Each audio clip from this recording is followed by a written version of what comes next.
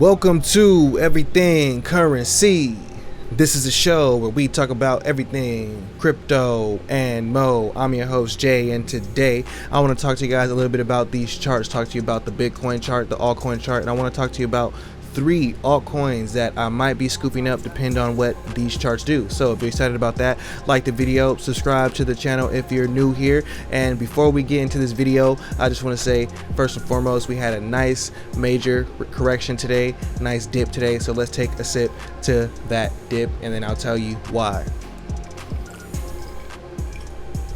Hey, if you want to get in the Telegram group, leave me a comment in the comment box and I will get you in the Telegram group. I'm going to be closing it probably in the next couple of weeks. So getting into the price of Bitcoin right here. This is the price of Bitcoin on the weekly. If we go on the daily, we can see, yeah, we had our dip today, blah, blah, blah. If we go to the 4-hour chart, we can see this happened pretty damn quick, which screams manipulation every single time. But there were some things on this chart that some people were calling that actually came out. So there was this pattern on the chart that I didn't show you guys here on the channel, but it was there on the chart. The pattern led right to where it was supposed to at 42k. Now what I was watching was I wanted to see maybe we have a bit of a correction because we were having too many bullish days. Remember I was saying that, and that's what we had on the weekly. I was like, we had a bunch of bullish weeks. We want to see some type of correction. Now, this correction happened quick and it was a lot more major than I thought. But people were way over leveraged. I think the exchanges made like $3 billion today, liquidating these leverages. That is crazy. $3 billion. Why are you guys leveraging that much money? Come on, man. Of course they're gonna, anyways. But interesting things we're gonna see on this Bitcoin chart right here. This yellow line that I got super big following this thing right here is the 21 weekly moving average. Something about the 21 weekly moving average that's pretty dope is this. The last time we bounced off of the 21 weekly moving average, we went crazy. The 21 weekly moving average is like a bull run indicator, people say. It bounced, had 2 weeks where it was kind of testing it, bounced above it, and then we took off. So this was the first time we tapped the 21 week moving average. Right now it's sitting at 42k. So it'll probably curve back up a little bit right around this red line right here, around 42k. So that's the area to watch. If we continue down, which we might, because if you go to the 4-hour chart, what we see right here is kind of a bearish continuation pattern that might bring us down to just fill in this wick. Now, something that a lot of people used to talk about when I first got into crypto was this filling in the wick theory, I guess, conspiracy theory, that when these wicks happen and they bounce back up, they always want to go back down and fill themselves. So if that happens, we can see that we might come back down to 42k, which that is the measured move. What I mean by that is this is the measured move of this type of pattern. When you draw this right here and you bring it over here, you can see that is the exact measured move. If it breaks out of this pattern, it's gonna most likely go here. That's exactly where it went to. So it went to the measured move. It might come down and fill that, but we want to see some type of bounce around that level. Now in my last video I was saying the lowest that I want to see is dip to and still be in my super bullish mode was, you know, around where we are right now, was actually here around 44, 48. I really said 45k. Going into the total 2. Now what's interesting about this chart that we don't see on the Bitcoin chart is on the Bitcoin chart, we need to move up this week. We really desperately, let me take all this crap off.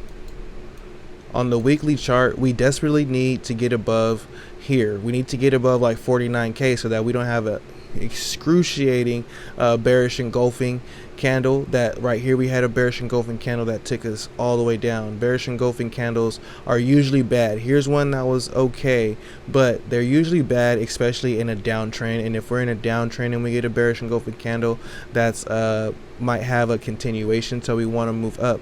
Now what's interesting about the total 2 is there's no bearish engulfing candle yet.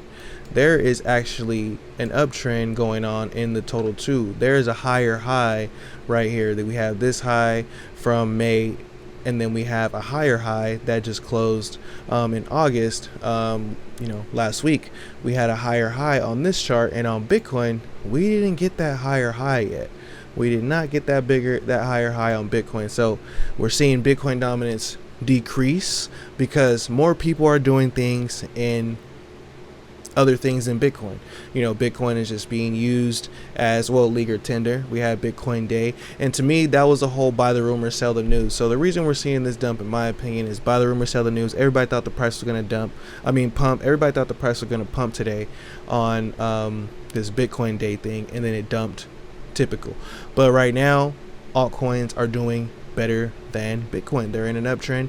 There is not a bearish engulfing candle on this chart yet. It could still come, but it's not on there yet. Going right here, this is the chart of Rose. So Rose chart is looking like it recovered better than a lot of these other charts today. So I will be looking at picking up some Rose right here if it bounces at 24 cents. This is not financial advice. This is just what I'm going to do. I'm thinking about getting some more Rose right at this level because I didn't get enough down here at 12 cents like I should have, and I didn't want to buy up here at 36 cents. So I think 24 cents, if it comes back down to 12 cents, that's fine. But hey, right now I'm going to start DCAing into Rose at that level. Just looking at this chart, I would draw some other things on this chart, but Kucoin charts suck.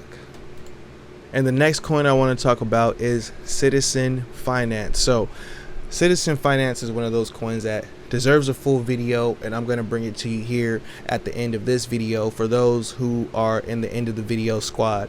But total max supply on this is 500,000 tokens, so that's already pretty great, and the market cap is only $5 million right now. The token is on Binance Smart Chain, so you can get it for pretty cheap if you're on Binance Smart Chain.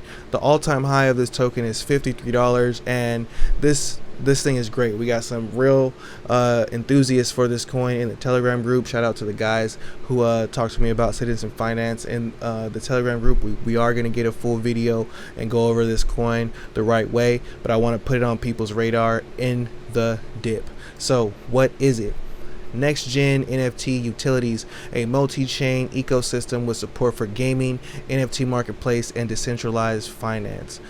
Dope. So Citizen Finance is a multi-chain ecosystem powering, we just read all that.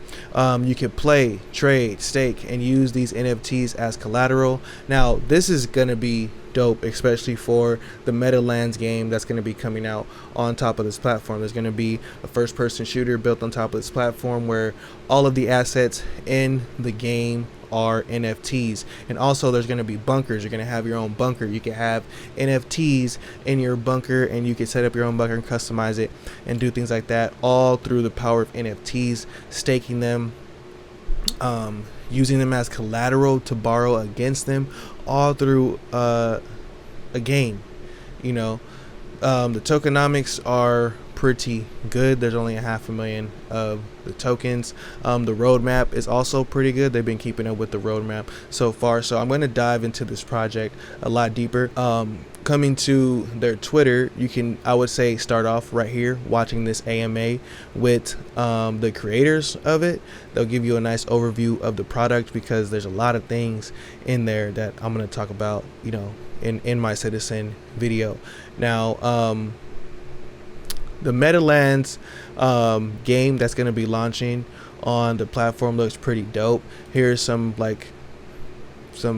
pictures, some little screenshots from the game or whatever, and this is what they're aiming to build. And a lot of this stuff is, when it comes to metaverse, like, this is some of the best graphics that I've seen in the metaverse. But like, imagine this is your NFT. You can use it in the game. If you're not using it, if it's worth a certain amount, you could stake it. You could probably loan it out, rent it out to people. So it's looking to be like something that is pretty dope.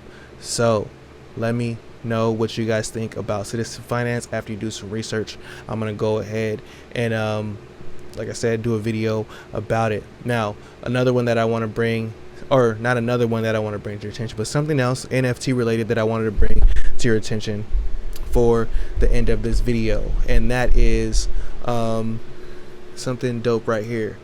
Topps NFT.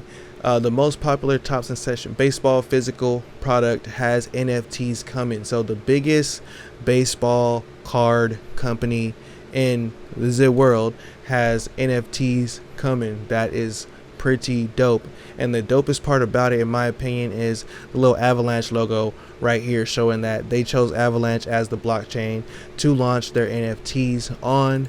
Topps has about 192 followers on their Twitter, and you know, they have a lot of followers. A lot of people love baseball cards and things like that, so this is like something that's pretty exciting for Avalanche. And the last thing, like I said, I know I keep saying the last thing, but one more thing, a look at DPI. You can see that people are buying, the smart money is buying the dip. Today DPI had its most volume.